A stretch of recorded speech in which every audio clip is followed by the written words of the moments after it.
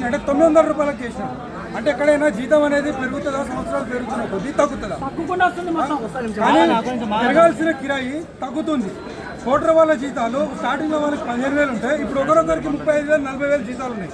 కానీ డ్రైవర్ ఈఎంఐలు కట్టి ఇప్పుడు ఇంతకుముందు 2019-20 టైంలో మా ఈఎంఐ వచ్చేసి ఒక బండి ఈఎంఐ వచ్చేసి 12,000 13,000 ఉండే. మేము అవి మొత్తం ఈఎంఐలు ఇంట్లో ఖర్చులు అన్ని తీసాక ఒక 10,000 12,000 మిగులుతుండే. మేము డైలీ వారికి కూలీలాగా 10,000 12,000 మిగులుతుండే. ఇప్పుడు ఆ 10,000 కూడా మిగలకపోగా మళ్ళీ ఇంకా అప్పులు తీసుకొచ్చి వీళ్ళకి పెట్టాల్సి వస్తుంది. ఇండైరెక్ట్ బ్లాక్మెయిల్ ఎట్లా అంటే కిరాయిలు వీళ్ళు ఇచ్చేది ఒక జిఎస్టీ బిల్లు ఉండదు, సేల్ ట్యాక్స్ బిల్లు ఉండదు, 20 ఫీట్ల పైపులు ఉంటాయి, 30 ఫీట్ల పైపులు ఉంటాయి, హైట్ వేస్తారు. ప్యాసింజర్ ఆటోలు పెట్టారు, గూడ్స్ వెహికల్ దాంట్లో ప్యాసింజర్ బళ్ళను పెట్టి ఏం చేస్తున్నారంటే హైట్ టాప్ మీద వేసుకొని పోతారు. టాప్ మీద ఒక్కొక్కడికి 3 ఫీట్లు 4 ఫీట్ల హైట్లో తీసుకొని పోతారు. ట్రాఫిక్లో వాడు ఆటో ఇటు తిప్పాలి. అది ఒక 3 వీలర్ కిరాయి కాదా?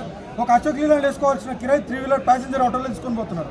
దానికి ఏం సమాధానం చెప్పాలి? దానివల్ల కూడా పడిపోతున్నాయి ఇక్కడ వీళ్ళకి. ఇప్పుడు ఏదైతే మేము ఒక్కొక్క ఈఎంఐ మాది 20,000 25,000 ఈఎంఐలు కడుతున్నామన్నా, మేము 20,000 25,000 ఈఎంఐలు